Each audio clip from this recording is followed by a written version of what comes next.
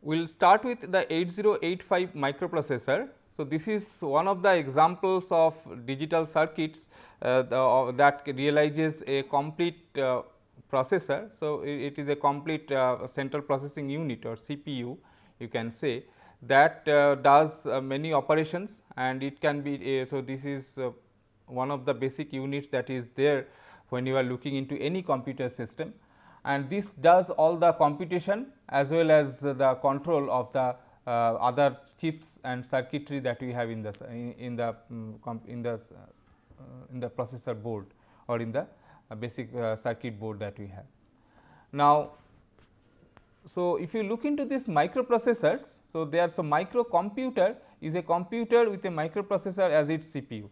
So, to start with, we can say that a computer system, so it is consisting of the components like the central processing unit or CPU that does all the computations, and then there is a memory unit from where, so which actually holds the program to be executed by the CPU, and then it has got the CPU is also connected to some input output devices or IO devices.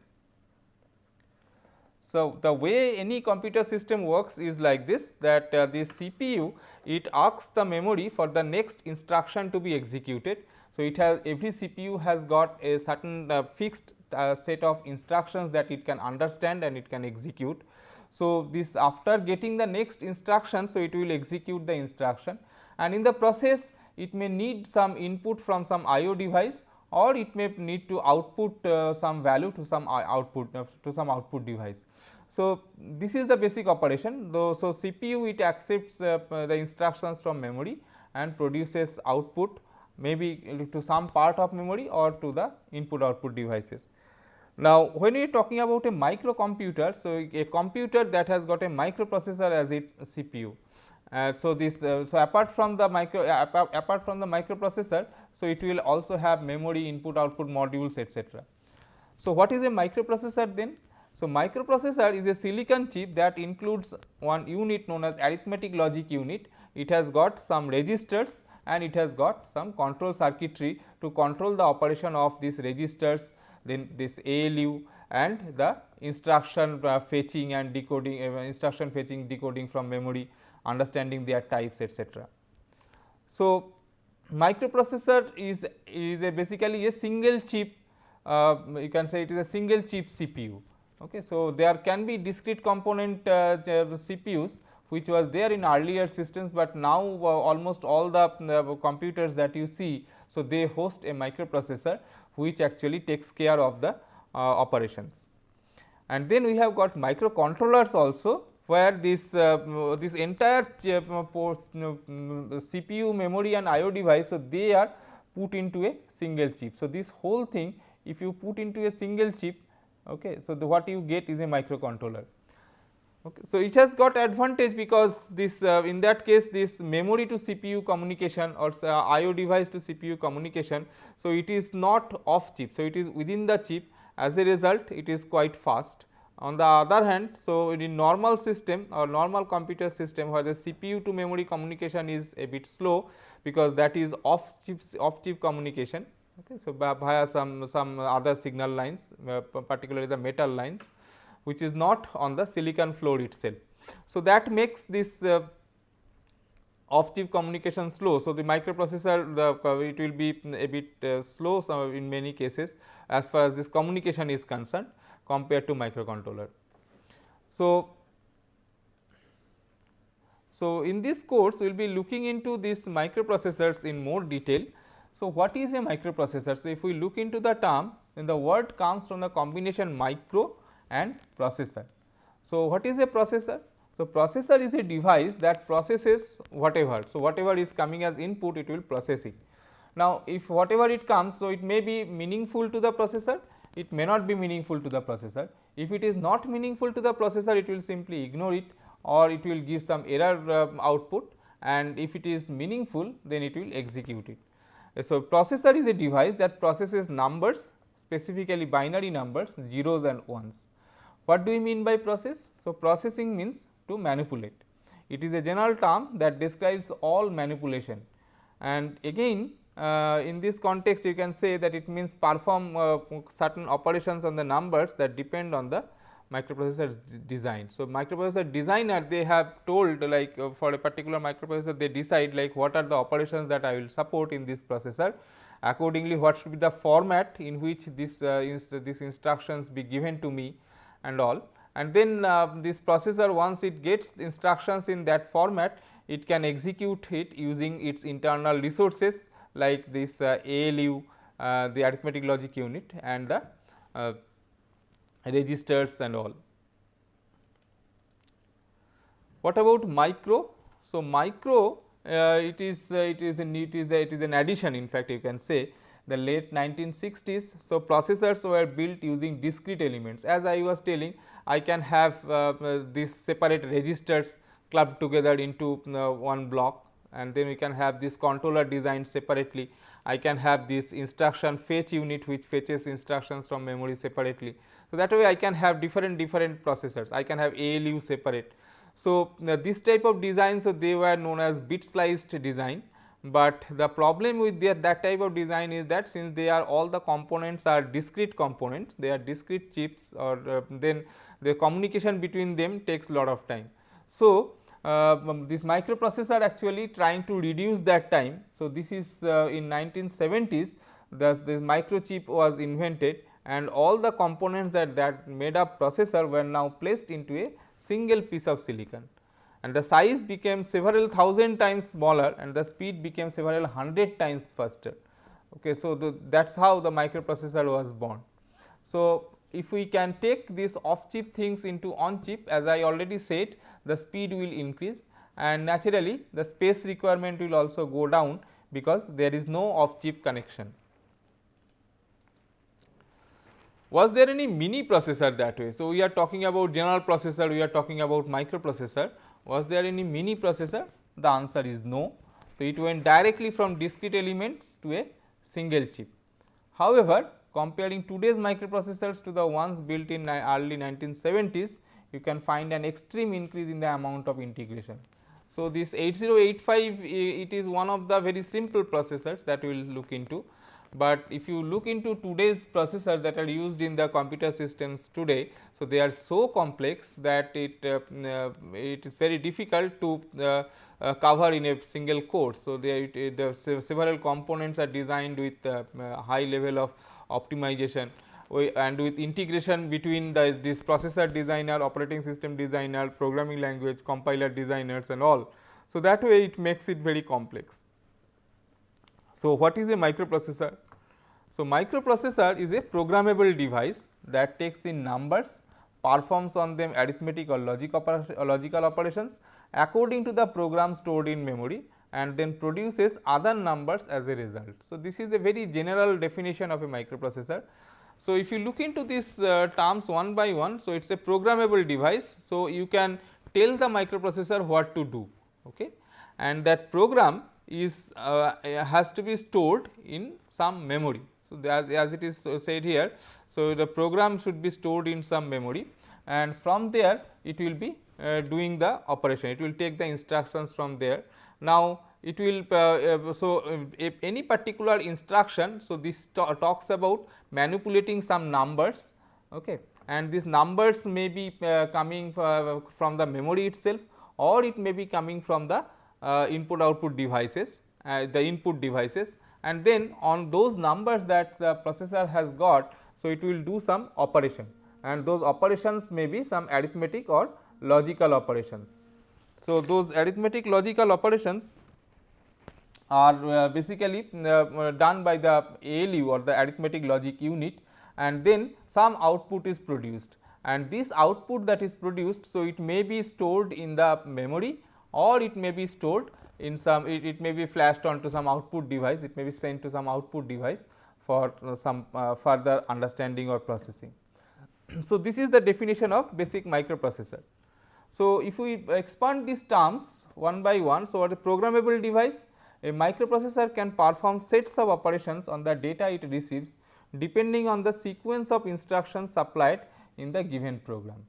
So, the microprocessor works with a program, and the program is stored in the memory, and this program will tell the instructions that the microprocessor should execute. By changing the program, the microprocessor manipulates the data in different ways definitely. So, that is why the term programmable. Okay. So, this is a programmable device. So, that is you can program it, but it is very complex device. Then the instructions that a microprocessor can execute. So, each microprocessor is designed to execute a specific group of operations, and this group of operation is called the instruction set. So, today if you are designing a new microprocessor, then the first thing that we have to answer is what is the instruction set that we are planning about. So, what is the instruction set of the microprocessor, or if you come across a new microprocessor and try to use it, then the very first thing that we will get stuck with is what is the instruction set for the microprocessor. So, what are the instructions that are supported by the microprocessor. So, any processor study or processor design, it will start with the instruction set. So, this instruction set will define what the microprocessor can do and what it cannot do. So, anything which is not documented in the instruction set, so that cannot be done by the microprocessor. So, sometimes this appears to be a bit whimsical, because we may find that some operations are done, whereas some other operations are restricted. So, apparently it seems that why restriction, but that comes from the design side. Maybe the designers, for their ease of design or some constraint in the design, modified the operations like that.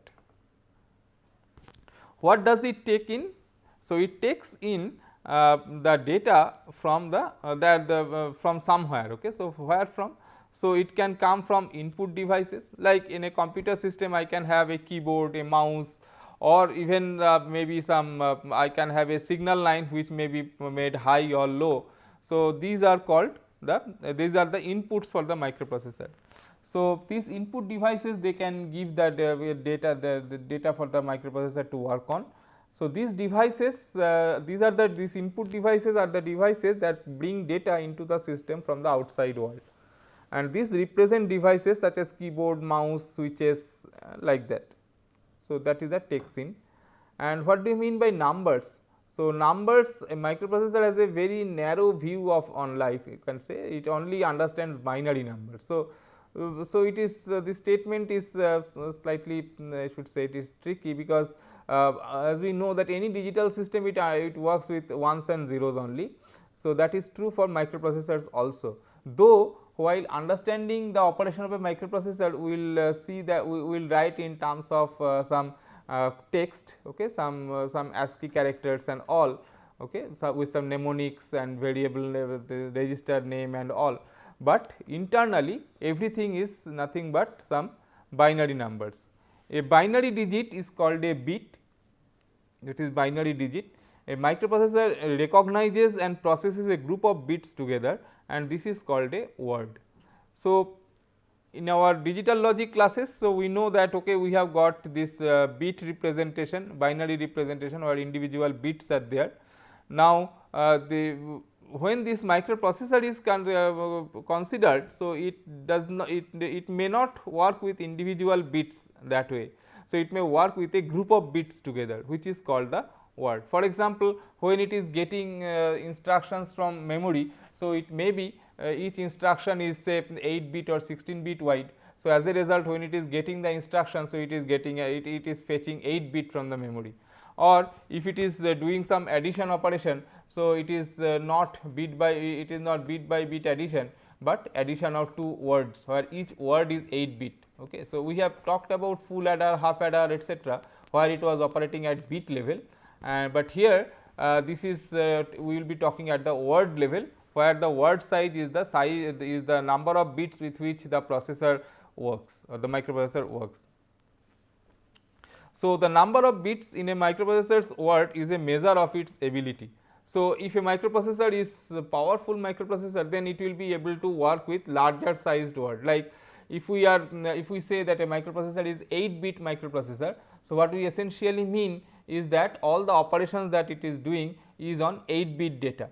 So, operating on 8 bit data is problematic, because then you can have positive numbers. If you are thinking about positive numbers, so you can go from 0 to 255, and both positive and negative numbers. So, minus 128 to plus 127. So, that is the severe restriction.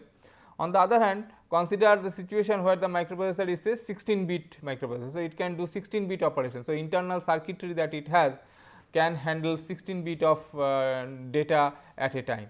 So, in that case the number that we have, so now the range of their ranges and also they are much larger. So, that way it may be useful for us. Like if a microprocessor supports only 8-bit say addition, then definitely you can use that 8-bit addition to get 16-bit addition, but that will be in terms of a number of instructions for the microprocessor. So, that is basically a software solution, I can say.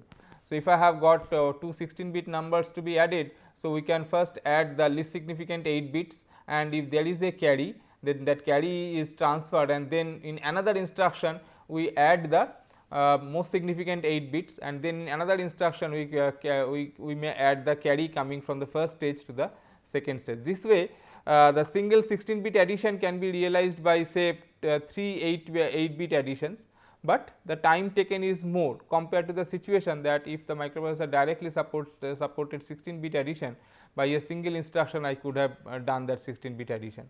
So, this way whatever is limited by the hardware in the microprocessor, it can be done by means of software, by means of program statements, but that will make the system slow. So, output will be it will take quite some time to get the output. So, the earliest microprocessors like say Intel 8008 and this 8088 Motorola 6800, so they recognized 8-bit words. In fact, 8085 also recognizes 8-bit word. Later microprocessor like 8086 and 68000, so they are 16-bit words, and then the group of 8 bits are referred to as half word or byte, and a group of 4 bits is called a nibble. So, the word size is 16-bit, then half of it is half word or byte. So, word size can be say 32, 64, even 256-bit word size is also common. Okay, so, that is there. So, it may be divided into smaller parts. So, a group of 8-bit will be called a byte, group of 4 bits will be called a nibble. Similarly, if you take 32-bit group, so they are often called long word. So, all processors manipulate at least 32 bits, most of the processors that we have in today's time. So, they manipulate at least 32 bits at a time, and there exist microprocessors that can handle 64, 80 or 128 bits at a time. So, that way it is much larger. So, it can handle more number of bits together. Okay. The word size is higher. Then looking into the arithmetic and logic operations. So, every microprocessor has arithmetic operations such as add and subtract as part of its instruction set, because these are the basic operations. So, if addition and subtraction are not supported, then you cannot do any of this meaningful any meaningful computation using that module. So, that is why all microprocessors they have got this add and subtract as their in their instruction sets, and most microprocessors will have operations like multiply and divide. Of course, 8085 does not have multiply divide instructions, but there are processors where you have got this multiplication and division type of operation. Some of the newer one will have complex operation like square root. So, if you look into these digital signal processors, they are also microprocessors, but they can handle, they can do even the FFT operation. Okay. So, they can do multiply accumulate type of operation in one shot. So, that way those instructions are complex instructions. So, it may do some complex operation as well.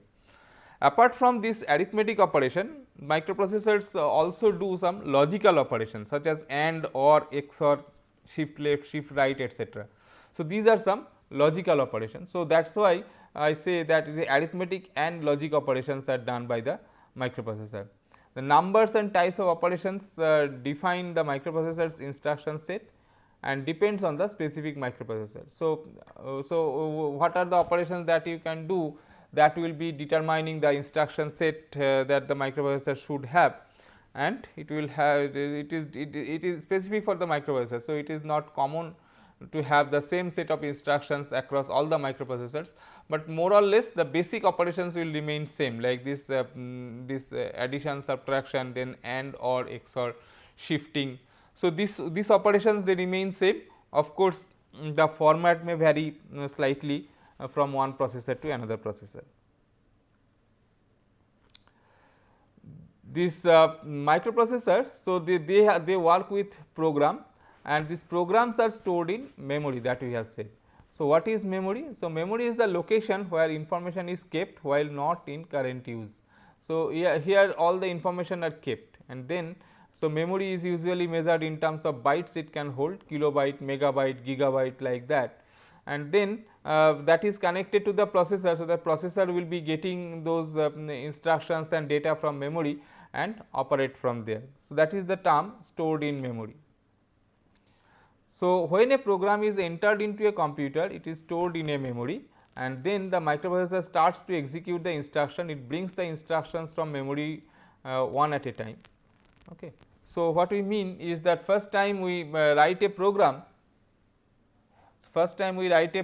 maybe we write in some language, say I am writing in say C language, say I am writing a program which is program.c.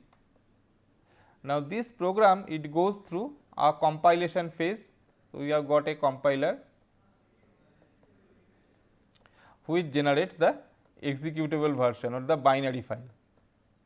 This is the binary file, the executable file.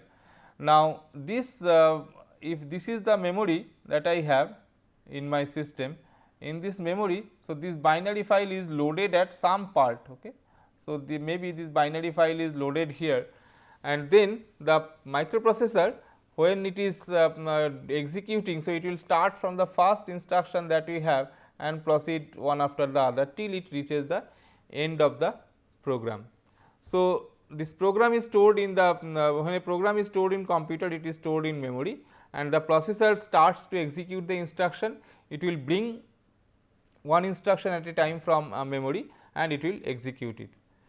Memory is also used for holding the data, like sometimes we need to hold some more data, some temporary data, or some data which is specific to some operation. For example, if you are doing a filtering operation, then the filter coefficients, they are to be stored. Okay. Filter signal values, so they come from the outside, but these coefficients, they need to be stored. So, the coefficients are stored in memory. So, that way we can have some data stored in the memory, that is the microprocessor will read in those data from memory, and after doing the operation, so it will write the result onto some memory location. Okay. So, that is also there. So, it will write it on some memory location as a temporary value, and then again when it is needed, so it will get it from memory and execute it. What do you mean by produces? So, produces means for the user to see the result of the execution of the program, the result must be presented in a human readable form. So, what happens is that you see you have written a program, that program is a binary file. So, nothing much is understandable from there. Now, the program is executing, so output is again some binary data. So, again nothing is understandable, nothing much is understandable from there. So, this way it is progressing. Now, you see that if you want that to the value, the program, whatever the value the program has computed to be interpreted or to be understood, so we need to show it in some human readable form. Okay. So, result must be presented to some output device, and this can be monitor, a paper from the printer, a simple LED, or many other forms. So, but in some output format it should be shown.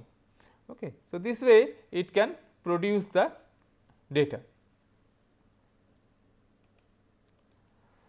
So, a microprocessor based system overall, it will look something like this. So, we have got this microprocessor and the memory. So, this microprocessor may get something from the memory, or it may write something onto the memory.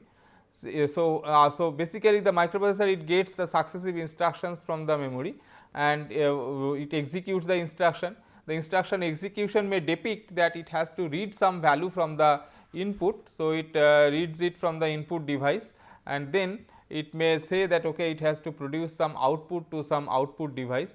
So, it will produce it to some output device. Maybe as the input device we have got a simple keyboard, and at the output device we have got a set of LEDs. Okay. And the program memory, the program that is executing, maybe it will be reading the values from the keyboard, and then it will be producing some output pattern to the LED depending on the input value that is read. So, that is actually the program. So, where it is giving me the logic like how to produce the output from the input. So, that is the program, and it also includes the instructions to read from the keyboard and then write onto the LED display that we have. So, ultimately when it comes to the LED display, so it is human understandable. Similarly, when we are giving the input from the keyboard, so that is also human understandable. So, this human understandability part is taken care of by the input output devices, rest of the thing they are taken by the microprocessor directly in binary form. So, what do we have inside the microprocessor? So, inside the microprocessor, so it has got three main units. One is known as the arithmetic logic unit, one is known as the control unit, and another is the array of registers for holding data while it is being manipulated. So, this basically, as we have seen by this time, that this we have to do some operations, okay. So, some computations. For that we need some logic circuitry, and that is done by the that is the arithmetic logic unit, which will do that. All the arithmetic instructions like addition, subtraction, if multiplication is supported, okay, multiplication, division, shifting, okay. Then these logic operations like say logic operations like the AND or XOR. So, all those, so they are done by the arithmetic logic unit. So, this is one of the very important component that we have inside the microprocessor. And then we have got an array of registers that hold the data while it is being manipulated. Like if I am doing some addition operation, then the operands of the addition, they are to be held at some place, okay, at some register. So, otherwise the values will change and the addition circuitry will not behave properly. So, those additions are done. So, this temporary values are stored in those registers. So, we can have a number of registers, and normally any processor has got a set of registers where it will be doing the operation. And so, apart from that, there is a control unit which will be controlling the operation of all these other units, in that is the registers, then ALU, then accessing memory and all. So, that will be done by the control unit.